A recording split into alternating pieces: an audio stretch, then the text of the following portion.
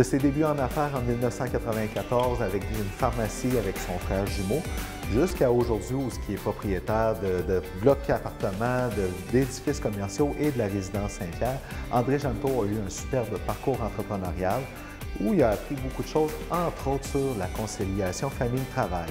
Venez le rencontrer avec moi.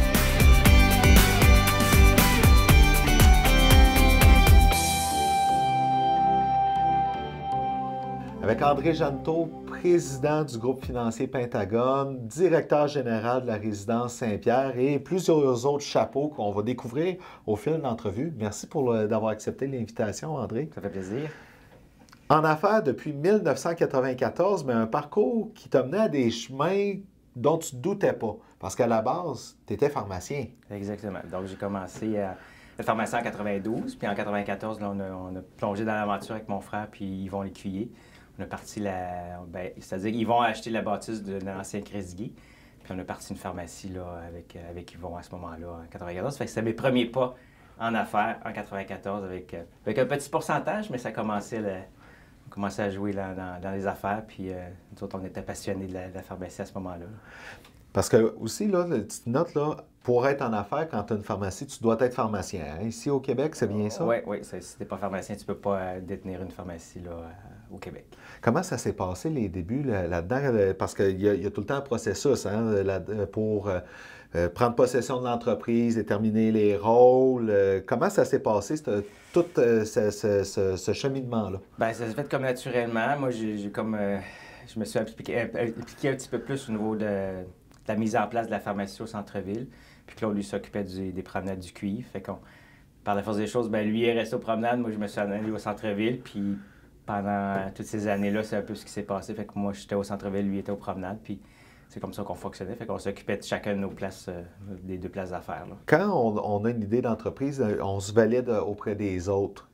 Des fois aussi, on cogne à certaines portes pour pouvoir aller de l'avant. C'est où tu as été en premier, toi? Bien, je te dirais que dès qu'on est rentré en pharmacie, moi, mon frère, c'était déjà décidé qu'on aurait une pharmacie. OK. Fait qu'on... Le plan de match, on ne le savait pas, où on se doutait que ça serait à Rouen parce qu'on voulait vraiment revenir dans notre région. Puis, quand on est revenu, on a sondé les endroits, puis Yvon, il nous a accueillis, il était content de nous accueillir. Puis, par la force des choses, Yvon nous a... grâce à lui, ça a été notre mentor, fait qu'on a appris à travers son expérience, puis c'est là que ça s'est... On lui a fait confiance, puis c'est de même qu'on a acquis notre expérience. Là. Combien de temps vous avez été en affaires avec Yvon Lécuyer? Bien, on était en affaires jusqu'en 2000. Puis en 2000, on a acheté les deux pharmacies complètement là, à 100 là, moi et mon frère. C'est comment travailler avec sa famille? Bien, ça va bien, ça allait bien avec Claude parce qu'on était chacun notre 2 points de service. C'est sûr qu'on se consultait souvent, mais dans le quotidien, là, on s'appelait de temps en temps, mais on avait tellement d'ouvrages qu'on ne se plaît pas nécessairement ses pieds, fait que ça allait relativement bien, c'était pas problématique. Là. Dans la gestion d'entreprise, parce que là, tu étais pharmacien, mais en même temps, tu avais l'entreprise en tant que telle à faire rouler. Oui. Comment qu'on fait pour gérer notre temps là-dedans? Bien, nous autres, la façon qu'on a marché, c'est qu'on a concentré nos énergies dans la pharmacie, dans le service à la clientèle, dans les conférences, dans l'image, puis d'essayer d'aller chercher le plus de monde possible pour qui rentre à la pharmacie. Donc, en faisant plein de soit des publications dans le journal, soit des présentations à l'âge d'or, quoi que ce soit. Puis on faisait confiance, on avait un comptable, France Lambert, qui suivait ça à la lettre. Puis les gérants, on faisait confiance aux gérants. Fait que moi, j'allais pas engager la cosméticienne ou la caissière. Moi, okay. Je m'impliquais pas là-dedans. De toute façon, j'avais pas le temps. J'avais tellement d'ouvrages au laboratoire que c'était impensable je faisais déjà entre 50 et 60 heures au laboratoire. Fait que je pouvais pas faire un autre 20 heures dans la gestion. C'est plus compliqué. Là. Mais c'est sûr que le laboratoire, on s'en occupait, là, puis la gestion, tout ça. Mais pour ce qui est du devant, puis ce qu'on appelle l'officine, c'était plus... On faisait confiance à notre comptable et notre gérant. Là. Fait que le secret, c'était de bien s'entourer. Bien, c'est ça, c'est bien s'entourer, puis d'exploiter tes forces. Fait que nous, on était bons au service à la clientèle, puis d'accueillir les gens, puis desservir, faire notre job de pharmacien. Fait que si j'aurais fait de la comptabilité, ça n'aurait pas été aussi bon. Fait que je pense qu'on a exploité nos forces, puis on a trouvé des personnes pour s'occuper du reste. Combien de temps vous êtes resté en pharmacie? Bien, en soi, on a gardé les deux pharmacies. Bien, à travers ça, on a eu la pharmacie à Mont-Laurier aussi de 96 à 98 à peu près. Ah oui? Puis ensuite, on a eu aussi, on a acheté la pharmacie Uniprix de Val-d'Or, puis Uniprix de Barrault. Ça, on les a eu jusqu'en... Parce que à Rouen, on a vendu en 2010, Val-d'Or, on a vendu en 2012, puis Barrault, là, on a peut-être vendu en 2008-2009. Et, ça fait quand même plusieurs succursales à gérer, On là, en a rendu eu là. quatre pharmacies en même temps, là, fait que c'était quand même d'ouvrage. D'où l'importance encore là de ce qu'on vient de dire, de Oui. bien s'entourer parce que tu peux pas être partout en même temps. Ça, Là. puis à Val-d'Or, on avait des partenaires aussi qui travaillaient plus là, pour s'occuper de la pharmacie. Là. Un peu de façon de transmettre le savoir entrepreneurial, finalement. Oui, c'est ça, d'aider les gens à partir en affaires. Là. À un moment donné, vous avez vendu aussi à Rouyn-Noranda. Qu'est-ce Oui. qui vous a incité à aller voir ailleurs? Bien, allez voir, avec l'occasion de vendre s'est présentée. Tu sais, des fois, tu y penses, tu y penses pas, mais quand l'offre arrive sur la table, c'est bon, OK, là, c'est peut-être le temps de... Puis c'est sûr on travaillait très fort, puis on était un peu fatigués, là, fait que c'est sûr qu'on trouvait que l'occasion elle se présentait, puis c'était un bon timing. Mais tu sais, l'immobilier, c'est pas présenté à ce moment-là. L'immobilier, on l'a commencé en 2001, parce que l'édifice du Cresguy, on l'a racheté en 2001. Aussi, OK. C'est ça, fait que là, on a commencé l'immobilier en 2001, fait que ça fait des choses, on a continué à faire de l'immobilier. On s'est associé avec Étienne Lambert, on a fusionné nos bâtisses. À ce moment-là, le bâtisse, c'était la gestion multibaux, fait qu'on a fusionné avec Étienne. Puis on a continué à faire croître la gestion multibaux là, au niveau immobilier commercial. Fait que là, avec tout ça en même temps, la pharmacie, l'immobilier, avec gestion multibaux, Oui. comment on fait pour avoir une vie de famille? Parce que tu étais papa à ce moment-là. Oui, là. j'ai trois enfants. Là, maintenant, ils ont 22, 21 puis 19, des grands enfants. Mais j'avoue que c'était pas toujours facile. La vie de famille, c'était pas... on essaie de donner le plus de temps possible, mais des fois, c'était compliqué. Oui. C'est sûr qu'on n'a pas toujours été facile.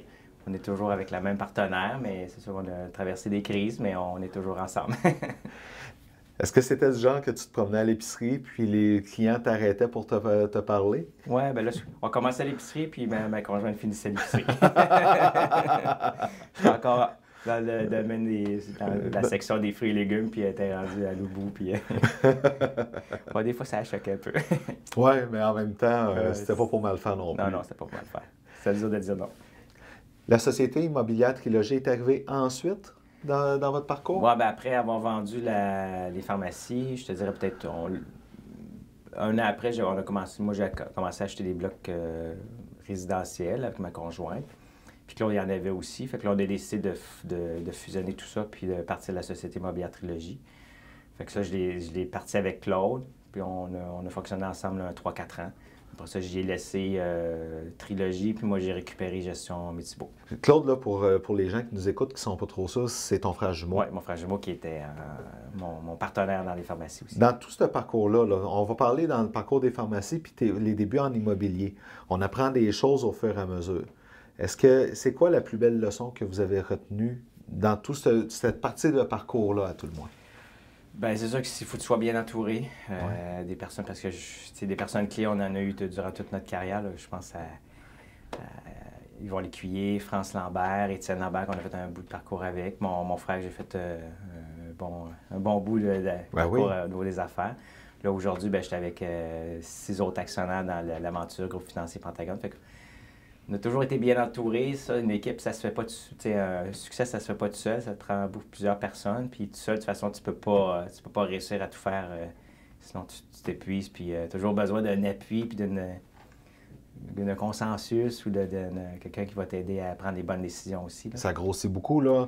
Oui. Au fil du temps, là, beaucoup d'immeubles avec gestion multibaux. Le groupe financier Pentagone que vous avez fondé, ça occupe beaucoup de temps, ça? Oui, techniquement, là, on a parti le groupe financier Pentagone là, avec l'achat du Bel Âge. Mais là, ça a pris vraiment plus d'ampleur cet été avec l'achat de la résidence Saint-Pierre. Oui. Puis tout dernièrement, l'ajout de la tourelle. Puis il y avait 24 logements avec la tourelle. Puis là, on vient d'acheter, sous peu, on va prendre l'acquisition du 33-1, là, où les avocats carrent la mort. Là. Et c'est quand même un beau parc immobilier là-dedans, là. Oui, là, ça fait à peu près 270 logements. Quand je parle de résidentiel, de RPA, de résidence personnes âgées.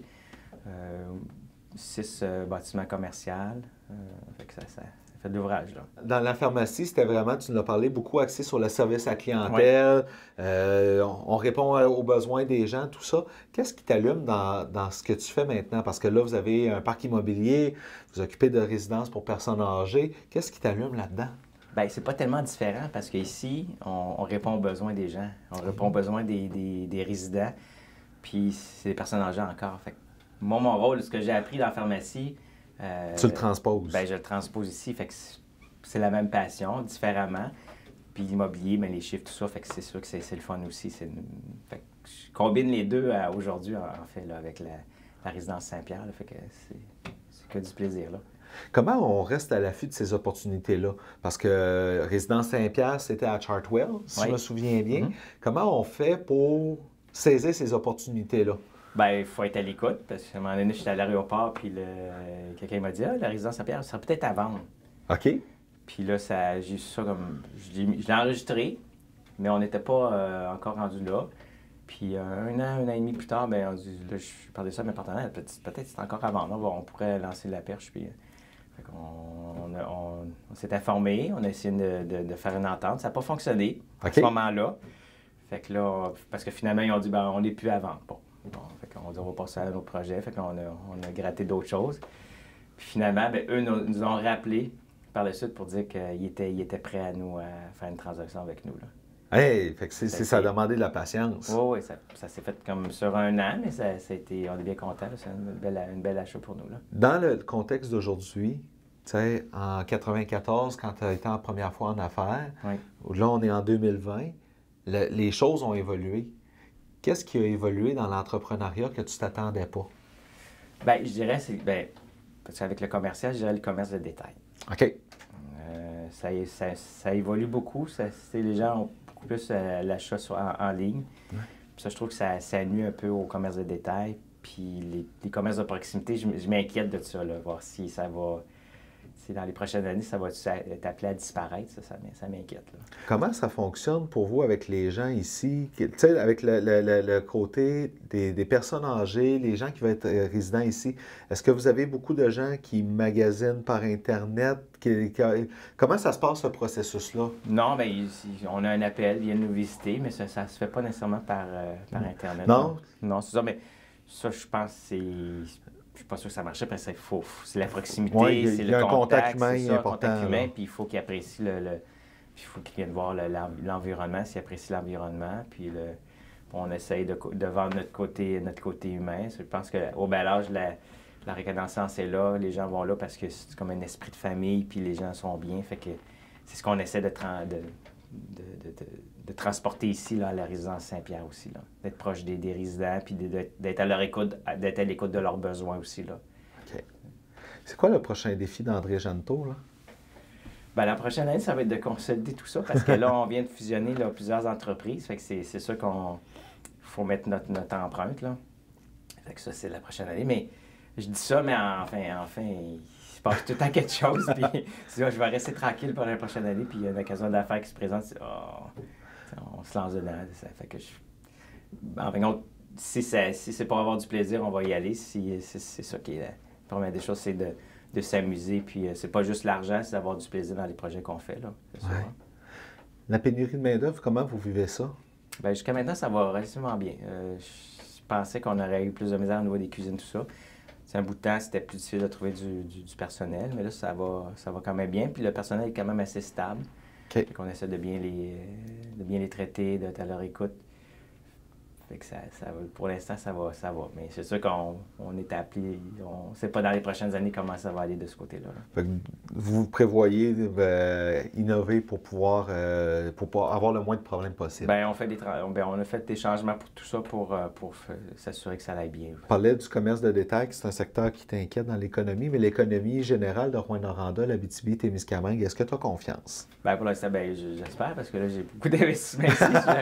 Si j'aurais pas confiance en notre économie, oui, je pense que la ville elle va toujours se renouveler, puis elle va bien progresser, là. T'sais, on est toujours en augmentation, pas souvent rapide, mais on est en augmentation de population toujours. On a au moins un bon centre. Être en affaires avec plusieurs personnes, ça nécessite nécessairement de s'entendre puis de faire des compromis. Oui. Comment ça se passe de ce côté-là pour...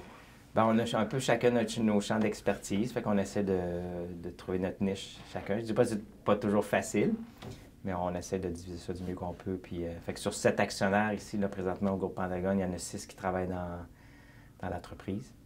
Puis il y en a 2 qui sont en construction, les autres qui s'occupent plus de la gestion des résidences personnes âgées. Puis ma conjointe qui fait plus l'immobilier résidentiel. C'est de bien déterminer les rôles. Puis, oui, c'est ça. Puis on essaie de fonctionner à travers tout ça. Là, vous avez des beaux projets, c'est super le fun. Mais la question que je me demande, c'est est-ce que tu t'ennuies du monde de la pharmacie? Bien, je travaille encore un petit peu en pharmacie. Ah oui? Je veux pas laisser mon permis, on sait jamais. Ben, en fin de compte, moi, j'aime ça, le service à la clientèle. J'aime ça aider les gens, j'aime ça... C'était un peu une passion, puis elle reste toujours là. Fait que je travaille au moins une journée par semaine. En même temps, ma journée, c'était le mercredi soir. Absolument, je travaille. J'ai de la misère à laisser là, complètement. À couper, là. Ouais, c'est ça. Fait que je travaille un peu moins souvent, là, parce que c'est sûr que si je fais beaucoup de chiffres en pharmacie, là, ça fait beaucoup d'heures d'ouvrage dans une semaine. Là. Mais je travaille encore ma petite journée de temps en temps pour garder la flamme allumée, là. On sait jamais. Hey, c'est vraiment le fun, ça. Puis, est-ce qu'avec, dans ton quotidien, on parle encore à André Jeannetot, le pharmacien, quand il est à Résidence Saint-Pierre ou au Bel-Âge? Bien, ça arrive à l'occasion, je me fais poser des questions médicales. Fait que je réponds du mieux que je peux. Puis, mais c'est sûr que ça nuit pas parce que je comprends la situation. Puis, c'est encore le service, comme je disais plus tôt, c'est encore le service à la clientèle, d'être proche des gens puis être à leur écoute. Là. Dans tout ça, là, après bientôt 26 ans de carrière comme entrepreneur, c'est quoi le plus beau ou le plus gros défi que tu as eu à relever? Bien, je dirais que c'est la conciliation famille-travail. OK. Tu sais, c'est difficile parce que tu te donnes à fond dans ton entreprise, tu ne calcules pas les heures, puis là, il ne faut pas tuer ta famille. Fait que des fois, tu es comme déchiré, tu arrives à la maison tard, là, ton souper, il est froid ou il est sec. Là. C'est arrivé plusieurs fois. Fait que des fois, je dirais, il y a des périodes qui ont été plus difficiles. Mais puis peut-être la beauté de la chose, c'est qu'on a passé à travers ça. J'ai 3 beaux enfants, ils sont bien éduqués. Puis je suis encore avec la femme de mes enfants. Là. Ouais. En fait, mon épouse. Ouais. Fait que, on a passé à travers tout ça. Fait que c'est pas toujours facile, mais c'est ça qui est, je dirais, le plus gros défi là, durant toutes ces années-là. Là, de concilier les deux, là, c'est pas toujours facile. Là. Est-ce que les enfants suivent la voie de l'entrepreneuriat comme les parents? Bien, sur les 3, il y en a peut-être un qui va suivre mes traces. Les 2 premiers, mes 2 plus vieux, sont dans les mines. Il y en a un qui est dans extraction de minerais, qui a suivi son cours en extraction. Puis là, ma fille, elle, c'est dans les traitements de minerais dans l'usine en surface. Là. Ouais. Fait que pour le moment, eux autres, c'est dans le domaine minier. Mais je dis ça, mais mon deuxième garçon, il vient de s'acheter un triplex. OK. À 21 ans, il a ramassé son argent, puis s'est acheté son premier triplex à 21 ans. Fait que, d'après moi, il a appris à travers l'écoute, il a appris des choses. Puis mon troisième, qui a 19 ans, qui est au cégep, il étudie en technique de comptabilité et gestion. Puis il veut s'en aller à l'Université de Sherbrooke en entrepreneuriat. Fait que, donc, à suivre de ce côté-là. Je pense qu'il me parle souvent de l'entreprise, puis ça a l'air à l'allumer puis à le passionner. Fait que je pense que ça va être il veut diriger des entreprises. Ça, je pense que je le sens. Là, fait que ça, c'est vraiment qui va suivre, c'est celui qui va suivre le plus mes traces. Là. Super. André, on va prendre une pause. Oui. Après la pause, on va juste aller voir vite fait un peu les installations ici. Puis on va regarder comment vous êtes bien installés. Parfait.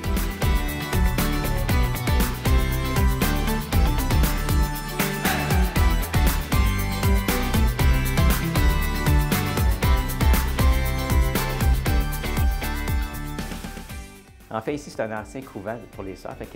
À l'origine, il y avait une chapelle qu'ils ont conservée lorsqu'ils ont réaménagé ça en résidence, c'est ça. Fait que la chapelle est toujours là, mais les gens l'apprécient. Puis il y a encore des sœurs ici qui s'occupent de la chapelle. Il y a 2 sœurs qui sont super gentilles. Pour vrai? Oui, je peux vous faire... Ben oui. Fait qu'on est la seule résidence avec une vraie chapelle. Ben oui, j'en doute pas. Oui.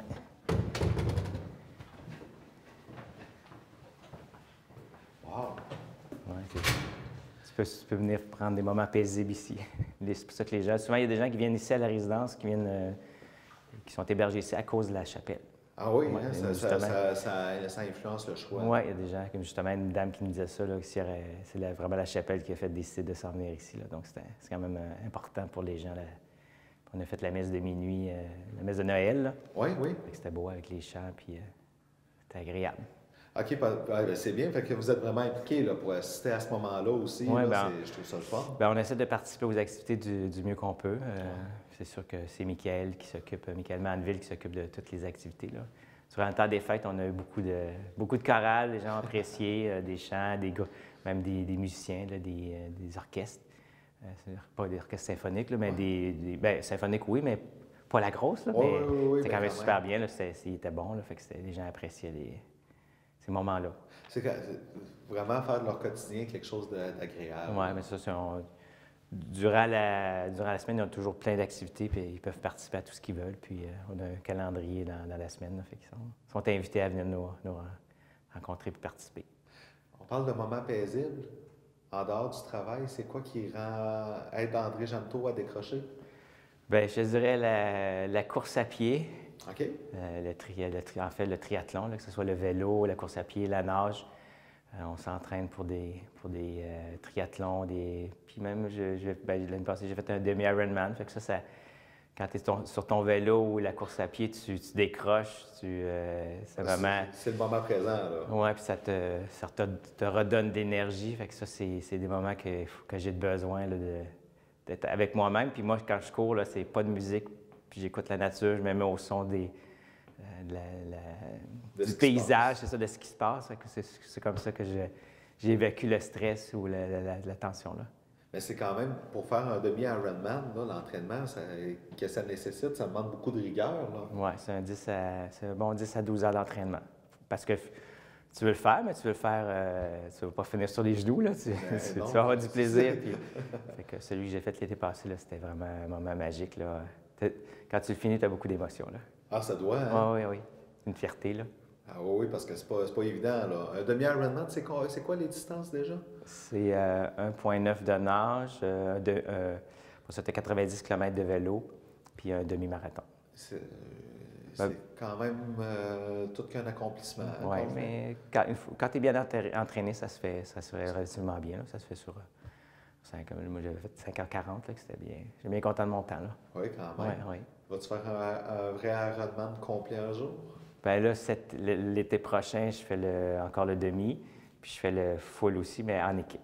Okay. Je vais vivre l'expérience en équipe, puis après ça, je regarderai si... parce que là, c'est encore beaucoup d'implications, fait que je ne sais pas si je vais avoir le temps de consacrer tout ce temps-là à l'entraînement avec l'ouvrage que j'ai là, avec les projets. Là. Super. Merci beaucoup, André, pour ton temps. Merci.